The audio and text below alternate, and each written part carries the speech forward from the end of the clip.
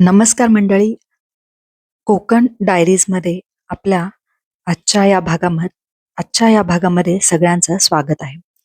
तर आज आपण बघणार आहोत दापोली तालुक्यातील लाडघर समुद्र किनाऱ्यालगत टेकडीवर वसलेले स्वयंभू दत्त मंदिर शांतता आणि निसर्ग सौंदर्यासाठी प्रसिद्ध आहे. सुमारे 1768 मध्ये स्थापित हे मंदिर अथांग समुद्र आणि दाट वृक्षराईच्या सानिध्यात आहे. येथे निसर्गरम्य वातावरण, दत्त जयंती उत्सव आणि जवळच असलेला तामस तीर्थ समुद्र किनारा पर्यटकांचे प्रमुख आकर्षण आहे. तर रत्नागिरी जिल्ह्यातील दापोली तालुक्यात लाडघर येथे समुद्राच्या दिशेने जाणाऱ्या टेकडीवर हे मंदिर स्थित आहे. हे मंदिर प्राचीन असून मंदिराच्या प्रवेशद्वारावरील नोंदीनुसार याची स्थापना 1768 मध्ये झाली असावी. स्वप्नात दत्त मंदिर दिसल्यामुळे पांडुरंग मोरे यांनी हे मंदिर बांधले अशी आख्यायिका आहे. मंदिराच्या बाजूला निळाशार समुद्र आणि मागील बाजूस हिरवागार डोंगर आहे. हे एक जागृत स्थान मानले जाते. दत्तांची ही स्वयंभू मूर्ती आहे आणि पादुकाही स्वयंभू आहेत. अतिशय शांत असे वातावरण आहे आणि हे वातावरण ध्यान धारणेसाठी उत्तम ठिकाण आहे. तर इथे दत्त जयंतीला मोठी यात्रा भरते.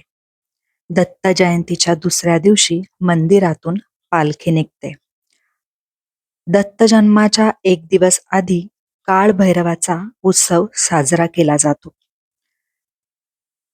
या मंदिरापासून जवळची पर्यटन स्थळे म्हणजे लाडघर समुद्र किनारा, तामस तीर्थ, बुरोंडी, कर्दे समुद्र किनारा. दापोली शहरापासून हे अंतर सुमारे 10-12 किलोमीटर आहे. हरणे मुरुड मार्गे लाडघर येथे पोहोचता येते. हे मंदिर कोकणी स्थापत्य शैलीचे उत्तम उदाहरण असून भाविक आणि पर्यटकांसाठी एक उत्तम पर्यटन स्थळ आहे. तर आता आपण आतमध्ये जाऊन दत्तगुरूंचं दर्शन घेऊयात. या मंदिरात प्रवेश केल्यानंतर मनाला इतकी शांतता लाभते आणि दत्तगुरूंची ही मूर्ती आणि या पादुकांचं दर्शन घेतल्यानंतर खूप समाधान लाभते आणि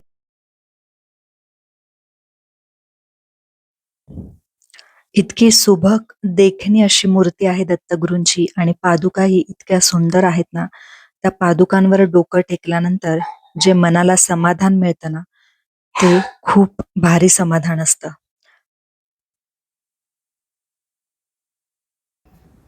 नमस्कार कर. मल्हारला लाव टिक्की, मल्हारला टिक्की लाव. चटका बसला तिथं अगरबत्तीचा. हा बास बास, डोळ्यात जाईल. हा बास बास, डोळ्यात जाईल. राऊंड मार इकडे, गोल चक्कर मारायचं ते. बास अल्गो मडवटच भरलाय. बास बास दत्तगुरू. कोकणातून परत निघाल्यानंतर गुरुवारच्या दिवशीच आम्ही कोकणातून पुण्याला यायला निघालो आणि जाता जाता म्हटलं की आज गुरुवार सुद्धा आहे आणि दत्तगुरूंचं दर्शन करूनच जावं. आणि आम्हाला दत्तगुरूंचं छान असं दर्शन सुद्धा मिळालं आणि आनंदाने आम्ही पुण्याला परत आलो. तर या मंदिराच्या आजूबाजूला सुद्धा खूप छान असा परिसर आहे आणि तिथूनच साईडला लाडघर बीच सुद्धा आहे. इथून तुम्ही डायरेक्ट समुद्रावर सुद्धा जाऊ शकता, इतक्या जवळ तो आहे. आणि आज गुरुवारच्या दिवशीच हा व्हिडिओ मी अपलोड करून तुम्हाला सगळ्यांना गुरुवारच्या दिवशीच दत्तगुरूंचं दर्शन व्हावं अशी माझी इच्छा होती, म्हणून मी गुरुवारच्या दिवशी हा व्हिडिओ अपलोड केला आहे, जेणेकरून सगळ्यांना ह्या स्वयंभू दत्तगुरूंचं दर्शन मिळेल आणि या पादुकांचंही दर्शन मिळेल. तर तुम्ही सुद्धा लाडघर बीचला गेलात किंवा दापोली साईडला गेलात तर नक्की आवर्जून या दत्त मंदिराला भेट द्या आणि आजूबाजूच्या निसर्ग सौंदर्याचा सुद्धा आस्वाद घ्या.